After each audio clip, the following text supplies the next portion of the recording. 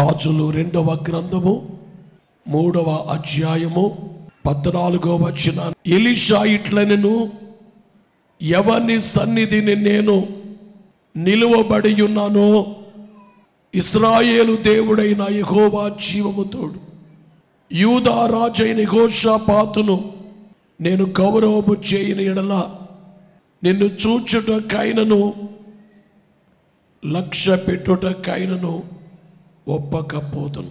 సన్నిధి అనే మాటకు అర్థం ఏమిటంటే మంచి నిధి. సన్నిధి లేక సత్నిధి. సత్ అంటే మంచి, నిధి అంటే బ్యాంకు.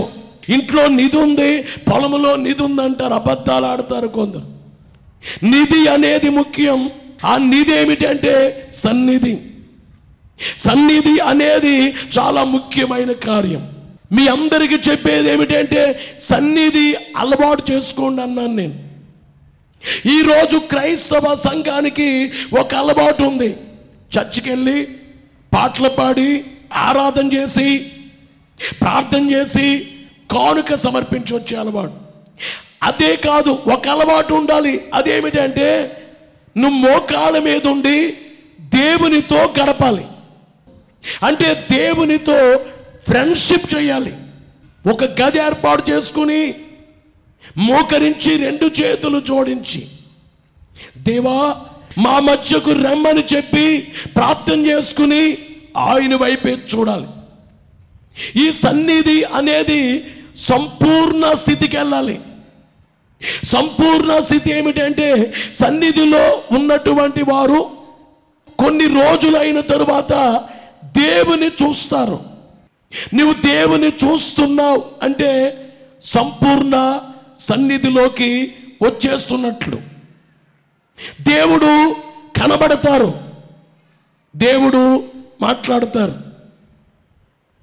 ఎలా సాధ్యం అంటారు కొందరు. దేవుడిని చూడలేము కదా, దేవుణ్ణి ఎవరూ చూడలేదు, మరి ఎలా కనబడతారన్నారు మీరు. 2 మాటలు మీరే చెప్తున్నారు అనొచ్చు. సమీపింపరాని తేజస్సులో అంత మహిమలో ఉన్న దేవుణ్ణి ఎవరూ చూడలేరు. మహిమ తగ్గించుకొని దేవుడు వచ్చి కనబడి మాట్లాడతారు. మహిమ తగ్గించుకొని నేను దేవుని చూచాను, దేవుని స్వరాన్ని విన్నాను. 88వ సంవత్సరంలో ఇంటర్ సెకండ్ ఇయర్ టైంలో నేను దేవుని చూచాను, దేవుని స్వరం విన్నాను. 1992లో రాయలసీమకి వెళ్ళమని ప్రభువు నాకు కనబడి నాతో మాట్లాడారు. దేవుడు నువ్వు భయపడేటట్లుగా కనబడరు, నువ్వు వణికిపోయేటట్లుగా కనబడటం ఆయనకి ఇష్టం లేదు. ఆయన పిల్లలు అలా వణకడం ఆయనకి ఇష్టం ఉండదు. నువ్వెంత మహిమతోనైతే చూడగలవో అంత మహిమతో కనబడతారు. సంపూర్ణ సన్నిధి అంటే దేవుణ్ణి కనబడాలి. కనబడినంత మాత్రాన సంపూర్ణ సన్నిధి కాదు.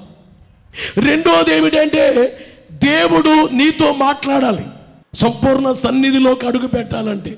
మూడోది ఏమిటంటే దేవుణ్ణి నువ్వు ప్రశ్నలు వేయాలి. ప్రభువా అదేంటైనా, అది నాకు చెప్పండి అయినా, నాకు అర్థం కాలేదు నాయనా అని నువ్వు ప్రభువుని అడిగితే ప్రభు సమాధానం చెప్పాలి. ప్రభువు నిన్ను అడుగుతారు కొన్ని, ఏమ్మా ఇదేంటి అని అడుగుతారు, నువ్వు చెప్పాలి. అంటే దేవుడు నీవు సంభాషించుకోవాలి. నేను 3 చెప్పాను. 1 దేవుడు కనబడాలి, 2 దేవుడు మాట్లాడాలి, 3వది నువ్వేసే ప్రశ్నకు దేవుడు సమాధానము చెప్పాలి. దేవుడు నిన్ను అడిగేదానికి నువ్వు సమాధానము చెప్పాలి.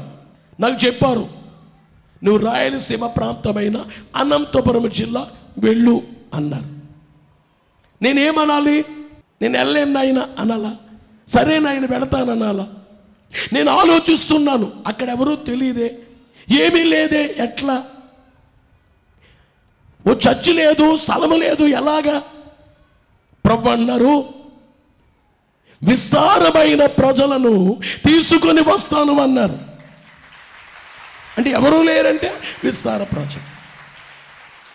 3వది ఎలా వస్తారు అంటే ప్రభు అన్నారు, నిన్ను నిలవబెట్టుకొని అద్భుతమైన సేవ, అద్భుతమైన కార్యములు జరిగించేదను అని ప్రభు చెప్పారు అని నీ వెళతావా అన్నారు. వెళ్తానైనా.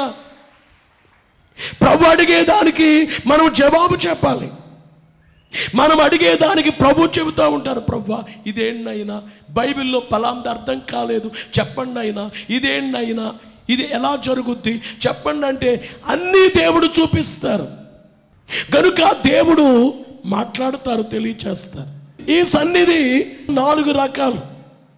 ఒకటి ఏకాంత సన్నిధి.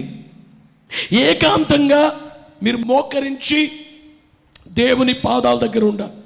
మీరు ఒక్కొక్కరు కూడా దేవుని దగ్గర గడిపే అలవాటు మీకు వచ్చేయాలి. రోజుకి 1 గంట సేపు అయిన దేవుని సన్నిధిలో ఉండాలి.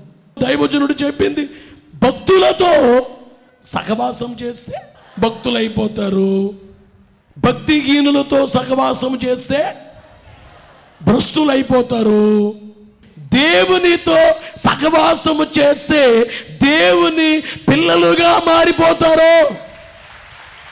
బలో యేసు మహారాజుకు. అయితే సన్నిధిలో మొదటిది ఏకాంత సన్నిధి. నీకు నీవే మోకరించి కనిపెట్టడం, నీవు దేవునితో గడపడం. నీ ఇంట్లో 2 గదులు ఉన్నాయి, ఒక గదిలోకి వెళ్ళిపోవడం, ఒకే గది ఉంది మూలకి వెళ్ళిపోయి ఒంటరిగా మోకరించటం. రెండోది ఏమిటంటే సంఘ సన్నిధి, సంఘమంతా కలిసి మోకరించటం. మూడోది ఏమిటంటే 7 సన్నిధి, 7 స్త్రీలు, 7 పురుషులు, 7 అమ్మాయిలు, 7 అబ్బాయిలు మోకరించి కనిపెట్టడం. ఏకాంత సన్నిధి, రెండోది సంఘ సన్నిధి, 3 7 సన్నిధి, 4వది ధ్యాన సన్నిధి.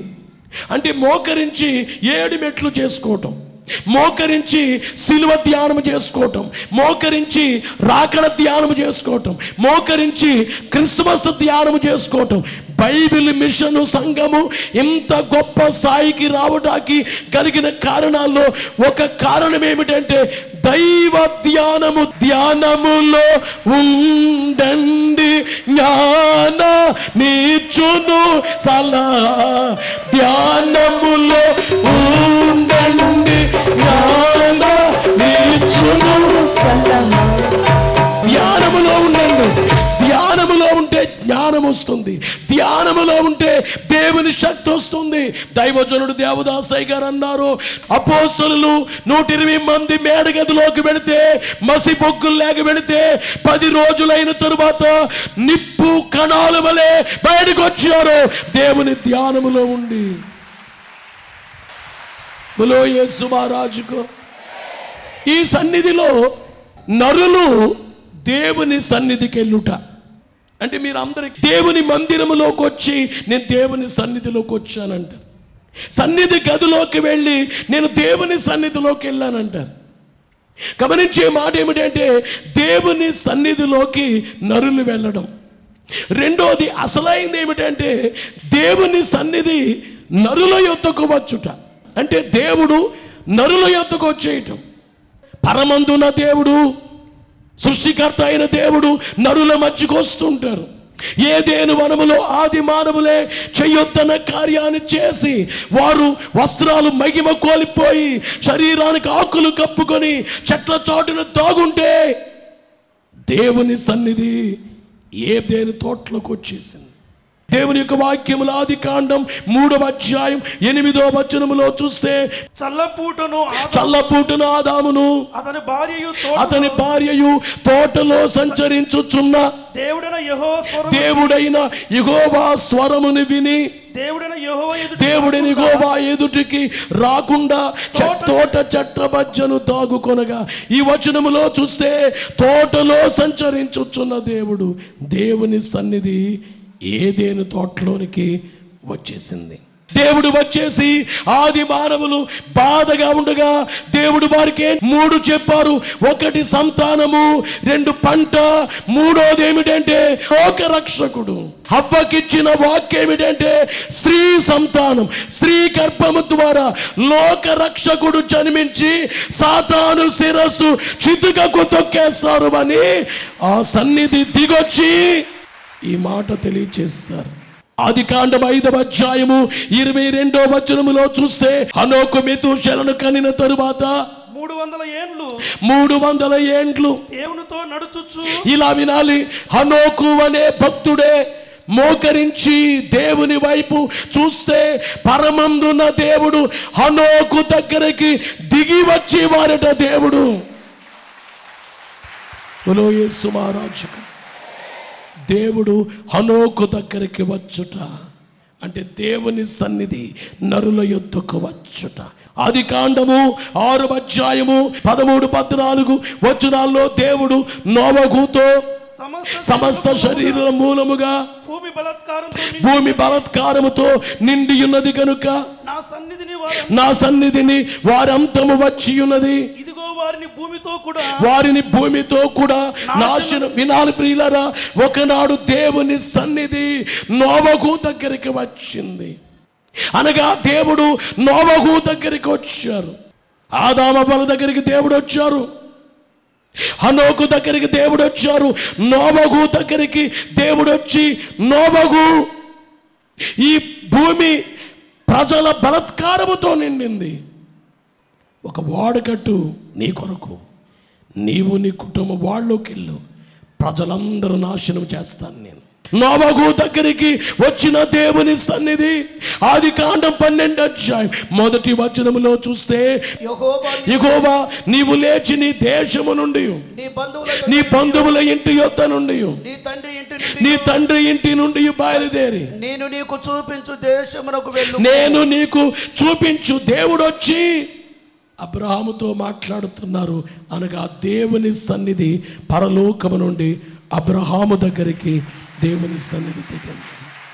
ఆదికాండము 18వ అధ్యాయం 1వ వచనములో చూస్తే, యెహోవా మమ్రే దగ్గరనున్న సింధూర వనములో అబ్రహాము ఎండవేళ్ల గుడారపు ద్వారమందు కూర్చుండి ఉన్నప్పుడు యెహోవా తనకి కనబడెను. యెహోవా కనిపించారు. 3 మనుషులు అతని ఎదుట నిలవబడి ఉండిరి. దేవుడట 3గా అబ్రహాం ఇంటికి వచ్చారు, కూర్చున్నారు, నీళ్ళిస్తే పుచ్చుకున్నారు, కాళ్ళు కడుక్కున్నారు, భోజనము తయారు చేస్తే భోజనము చేశారు అబ్రహాం ఇంట్లో 3గా. అంటే దేవుని సన్నిధి నరుల యొద్దకు వచ్చుట. యేసు మహారాజుకు దేవుడు ఆ వేళే చెప్పారు, అబ్రహామా మరలా సంవత్సరం ఈసారికి నీ భార్య గర్భము ధరించి కుమారుని కంటుంది, అతనికి ఇస్సాకు అని పేరు. ఎప్పుడైనా కానీ దేవుడు మాట్లాడే మాట జరుగుతుందా జరగదా? ఎప్పుడైనా కానీ దేవుడు మాట అంటే ఆ మాట ఖచ్చితంగా నెరవేర్చబడుతుంది. కానీ మనము అపనమ్మికతో ఉంటాం. అబ్రాహాముతో దేవుడు అన్నారు, అబ్రాహామా మరుసటి ఏట ఈ సమయానికి నీ భార్య గర్భము ధరించి కుమారుని కంటుందయ్యా, ఇస్సాకు అని పేరు పెట్టు. అబ్రహాం ఇంటికి దేవుడు వచ్చేసి మాట్లాడేసి దేవుని సన్నిధి అబ్రహాము దగ్గరికి వచ్చేటు. ఆదికాండము 28వ అధ్యాయము 13వ వచనములో చూస్తే, మరియు యెహోవా దానికి పైగా నిలిచి నేను నీ తండ్రి అబ్రహాము దేవుడను ఇస్సాకు దేవుడిని యెహోవాను నీవు పండుకొని ఉన్న ఈ భూమిని. ఈ వచనములో చూస్తే దేవుడు యాకోబు దగ్గరికి వచ్చేసారు. అంటే దేవుని సన్నిధి నరుల యొద్దకు వచ్చుట. యాకోబు వాళ్ళన్న చంపునేమనే భయముతో పారిపోతున్నాడు, అరణ్యములో ఉన్నాడు, ఓ రాయిని తలగడగా చేసుకున్నాడు, చాలా భయంగా ఉన్నాడు. తన భయం ఏమిటంటే ఈ అడవిలో ఏ మృగము నన్ను తినేస్తుందో, ఈ అడవిలో ఏమైపోతాను ఒంటరిగా అని అనుకునే సమయంలో ఒక స్వప్నము కనబడింది, ఒక నిచ్చెన కనిపించింది. ఇక్కడి నుంచి పరలోకం వరకు నిచ్చెన ఉంది. కొంతమంది దూతలు ఎక్కుచున్నారు, కొంతమంది దూతలు దిగుచున్నారు. ఆ పైనుండే దేవుడు మాట్లాడుతున్నారు, యాకోబు నీ తండ్రి దేవుణ్ణి, అబ్రాహాము దేవుణ్ణి, ఇస్సాకు దేవుణ్ణి, నీ దేవుణ్ణి నిన్ను ఆశీర్వదిస్తాం. దైవజనుడు దేవదాసయ్య గారు ఏం చెప్పారంటే, కొంతమంది దూతలు పైకెక్కుతున్నారు నిచ్చెన పైకి, కొందరేమో దిగుతున్నారు. ఈ దూతలట యాకోబు దగ్గర ఉన్న దూతలు. యాకోబు దగ్గర దేవుడు దూతలు ఉంచారు. వీళ్ళ డ్యూటీ పూర్తి చేసుకుని పరలోకానికి వెళ్ళిపోతున్నారట.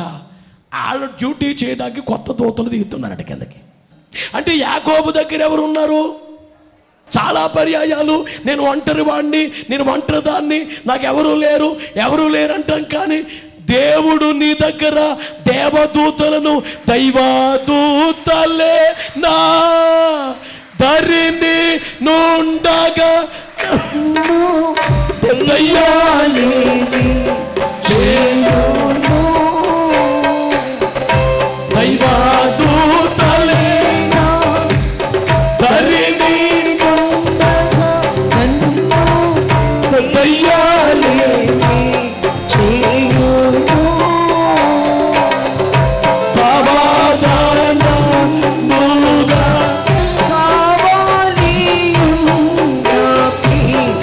సాక్షులేమి చేయును. యాకోబునే వాడు తండ్రి ఆశీర్వదించి పంపించాడు కాబట్టి ఈ యాకోబుతో దేవదూతలు ఉన్నారు. మన పిల్లలు స్కూల్కి వెళ్ళినా, జాబ్కి వెళ్ళినా వాడితో దేవదూతలు వారు కూడా ఉండాలి, దూతలు కాపుదలగా ఉండాలి. ప్రభునందు ప్రియులారా, యాకోబు వెళ్ళేటప్పుడు దేవుని సన్నిధి అక్కడ దిగింది. 20 ఏళ్ళు తర్వాత వస్తున్నాడు, భయం వేస్తుంది. అన్న చంపునేమో భయపడుతున్నాడు. నేను 20 ఏళ్ళు తర్వాత వస్తున్నాను, ఏమవుతాను. తన యొక్క భార్యల్ని, దాసదాసులు అందరిని రేవు దాటించి ఒక్కడే ఎబ్బోకు రేవు దగ్గర ఉండిపోయాడు. దేవుని చూస్తున్నాడు. దేవా, ఈ రాత్రి నేను రేవు దాటితే ఏమైపోతానో అనేసరికి దేవుడు చారట ఓ నరుల్లాగా గట్టిగా పట్టుకున్నాడు. యాకోబు, దేవుడు అన్నారు, యాకోబు నన్ను విడిచిపెట్టు అంటే యాకోబు అన్నాడు, నువ్వు నన్ను దీవిస్తే విడిచిపెడతా అన్నాడు. లేదు, నన్ను విడిచిపెట్టు, దీవిస్తే విడిచిపెడతా అన్నాడు. తర్వాత నీ పేరేంటి అడిగారు. నా పేరు యాకోబు. నీ పేరు యాకోబు కాదు, ఇశ్రాయేలే. అంటే యాకోబు నువ్వేదో సామాన్యుడు అనుకున్నావు, నీ పేరు యాకోబు, నీకో పేరు పెడుతున్నాను ఇశ్రాయేలు. ఇశ్రాయేల్ అంటే రేపు నీ పేరున ఒక దేశం ఏముంటుందయ్యా, ఇశ్రాయేలు దేశం. ఇశ్రాయేలు అనగా దేవునితో పోరాడువాడని అర్థం, ఆశీర్వదించబడతావు.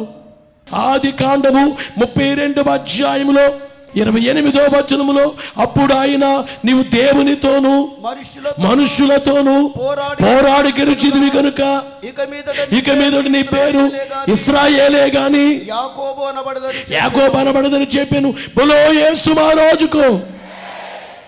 యాకోబు దగ్గరికి ఎవరు వచ్చేసారు? దేవుడు వచ్చేసారంటే దేవుని సన్నిధి యాకోబు దగ్గరికి వచ్చేయటం. నిర్గమకాండము 3వ అధ్యాయం 2వ వచనములో, ఒక పొద నడిమిని అగ్ని జ్వాలలో యెహోవా దూత అతనికి ప్రత్యక్షమాయెను. అతడు చూచినప్పుడు అగ్ని వలన ఆ పొద మండుచుండెను, కానీ పొద కాలిపోలేదు. మోషే దగ్గరికి దేవుని సన్నిధి దిగి వచ్చేసింది. అంటే దేవుడు, ఓ పొద ఉంది, ఆ పొద అగ్నితో మండుతుంది కానీ కాలట్లేదు. ఏంటిది వింత? మంటలు వస్తున్నాయి, కాలదే. దగ్గరికి వెళ్ళబోతున్నాడు, పొదలో నుంచి దేవుడు మాట్లాడుతున్నారు, ఓ మోషే దగ్గరికి రావద్దు, నీ కాళ్ళ కొన్ని చెప్పులు విడిచిపెట్టు అన్నారు.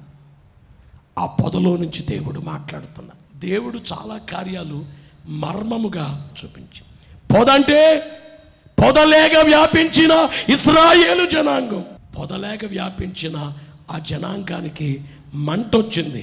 ఆ మంటే శ్రమ. ఇశ్రాయేలీయుల్ని ఐగుప్తులో శ్రమ పెడుతున్నారు. బాబు పుడితే చంపేస్తున్నారు, పాప పుడితే బతకనిస్తున్నారు. శ్రమలో ఉన్నారు కాబట్టి మంట మండుతుంది.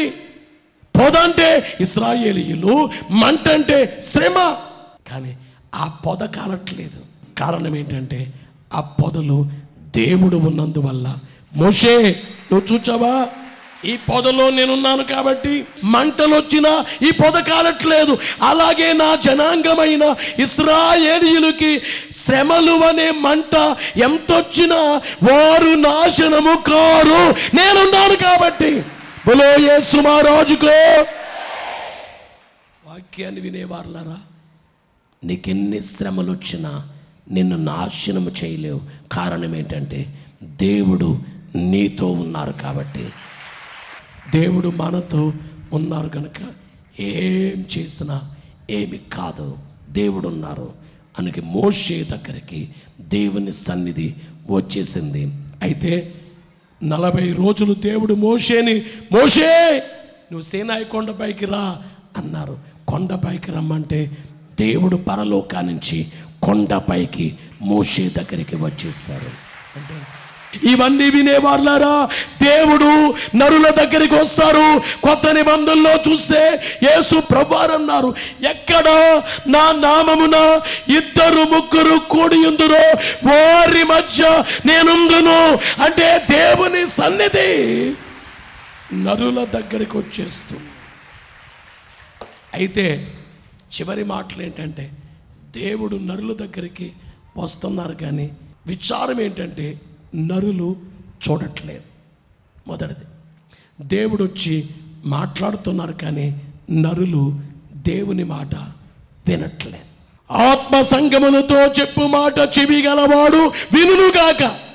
చెవి ఉన్నవాళ్ళు వింటారు. ఆత్మ చెవి. నీకు మానవ మాటలు వినే చెవి కాకుండా దేవుని స్వరాన్ని వినేటువంటి చెవులు కావాలి. దేవుని చూచే నేత్రాలు నీకుండాలని దేవుని సేవకునిగా మీ అందరికీ తెలియజేస్తూ, దేవుని సన్నిధి నరుల యొద్దకు వచ్చుట అనేటువంటి అంశాన్ని విన్నవారులారా, ఇది మీరు పదిలం చేసుకుని యేసు రక్తము చేత మీ హృదయాన్ని కడిగేసుకుని శుభ్రపరచుకుని రక్షించబడి ఆయన పాదాల వద్ద గడపండి. మీరు ధన్యులవుతారు. ప్రభు వచ్చినప్పుడే బలంగా దేవుని స్తుతించి ప్రార్థించండి. సిలువ వేయబడి చనిపోయి తిరిగి లేచిన ప్రభు మరలా రాబోతున్నారు. ఆయన రాకడికి సిద్ధపడి మేఘమెక్కే భాగ్యం దేవుడు మెండుగా మీకు దయచేయను కాక.